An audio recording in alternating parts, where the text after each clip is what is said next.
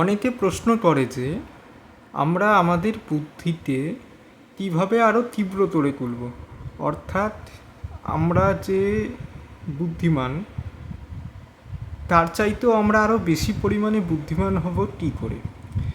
দেখুন, বৈদিক জ্যোতিষশাস্ত্র অনুসারে বুদ্ধির সাথে বুদ্ধের সম্পর্ক টানা হয়। এবার বুদ্ধি কীভাবে বাড়ানো যায় সেটা যদি আপনাদেরকে বুঝতে হয়, তাহলে বুধ কোন ঘরে দিয়ে উচ্চ হচ্ছে সেটা আপনাদেরকে বুঝতে হবে, বিশেষত কোন রাশিতে। যদি আপনারা কালপুরুষ কুণ্ডলী দেখেন তাহলে বুধ 6 নম্বর ঘরে দিয়ে উচ্চ হয়। 6 নম্বর ঘরে কন্যা রাশি থাকে, যেটা বুধের নিজস্ব রাশি। 6 নম্বর ঘর শুধু যে রোগ ঋণ রিপু এই জিনিসগুলোতেই টেনে আনে এরকম নয়।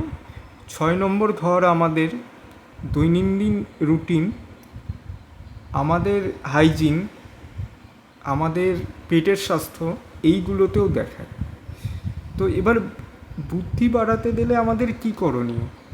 প্রথমত, ডেলি রুটিন মেনটেন করা, মানে আপনারা যে রুটিনে প্রতিদিন চলছেন সেই রুটিনটাই যেন কন্টিনিউয়াসলি আপনারা ফলো করতে থাকেন।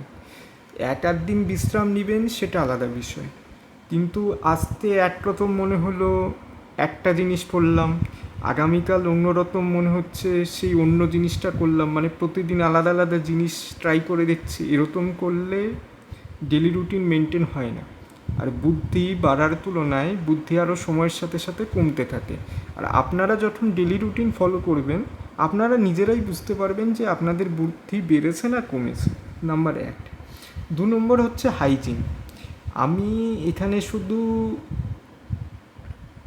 বাইরের হাইজিনের কথা বলছি না, মানে হাত মুখ ধোয়া, ঠিকমতো স্নান করা, নিজেতে পরিষ্কার পরিচ্ছন্ন রাখা, দাঁত মাজা, এইগুলো তো বেসিক হাইজিন। মানসিক হাইজিনের কথাও আমি এখানে বলছি। আমি গৌতম বুদ্ধের একটা গল্প বলি, খুব অল্প ভাষায়। গৌতম বুদ্ধ একবার এক ব্রাহ্মণকে দেখলেন যে তিনি নদীতে ডুব মেরেই যাচ্ছেন। তিনি তার পাশে দাঁড়িয়ে থাকা ভদ্রলোককে জিজ্ঞেস করলেন যে ইনি জলের মধ্যে এতবার ডুব মারছেন কেন? তো তখন তিনি বললেন যে ব্রাহ্মণ একটা ব্যাঙকে স্পর্শ করে ফেলেছিল যেটা নদীর মধ্যে ছিল, সেই কারণে ব্রাহ্মণের মনে হয়েছে যে তার পাপ হয়েছে প্রচণ্ড, সেই জন্য সে 108 বার নদীতে ডুব মারার সংকল্প নিয়েছে। এটা শোনার পরে গৌতম বুদ্ধ সে ব্রাহ্মণের কাছে গেল। সে ব্রাহ্মণের কাছে যাওয়ার পরে তিনি জিজ্ঞেস করলেন যে আপনি এতবার ডুব মারছেন কেন? ব্রাহ্মণ বললেন, মহাত্মান, আমি একটা ব্যাঙকে স্পর্শ করে ফেলেছি, তাই আমার মনে হয়েছে যে আমার পাপ লেগেছে। আর এই নদীটায় যেটায় আমি স্নান করছি যেহেতু গঙ্গার উপনদী, সেহেতু আমার মনে হয় এই নদীটায় স্নান করলে আমার সমস্ত পাপ দূর হয়ে যাবে। তো গৌতম বুদ্ধ তারপর তাতে পাল্টা প্রশ্ন করে, যে আপনি বলছেন যে ব্যাঙটাতে স্পর্শ করার জন্য আপনার পাপ লেগেছে, এবার ব্যাঙটা তো এই নদীর মধ্যেই থাকে, তাহলে আপনি বলছেন যে এই নদীতে স্নান করলেই আপনার সমস্ত পাপ ধুয়ে যাবে, তাহলে সেই নদীতে থাকা ব্যাঙকে স্পর্শ করে আপনার কীভাবে পাপ হতে পারে? এটা শুনে তো ব্রাহ্মণ আর কিছু বলতে পারলো না। তা আমি এইখানে এই হাইজিনের কথাই বলছি। শুধুমাত্র বাইরের হাইজিনে কাজ হয় না, মানসিকভাবেও হাইজিন রাখতে হয়। মানসিকভাবে হাইজিন বলতে আমি বোঝাচ্ছি উল্টাপাল্টা লোকজনের কথা না শোনা। আজকাল প্রচুর উল্টাপাল্টা খবর, রেপের খবর, এ ওতে মারছে, এ নিজেতে রাজার মতো দেখাচ্ছে, এইখানে অ্যাক্সিডেন্ট হচ্ছে, এগুলো এত খবর শোনার কোনো দরকারই নেই। যদি আপনার খবর জানার খুব ইচ্ছা হয়, খবরের শিরোনাম দেখুন, যথেষ্ট। নিজেতে মেন্টালি ফ্রি রাখুন। মাথাতে যত কম ইনফরমেশন ঢুকবে মাথা কত ভালো কাজ করবে।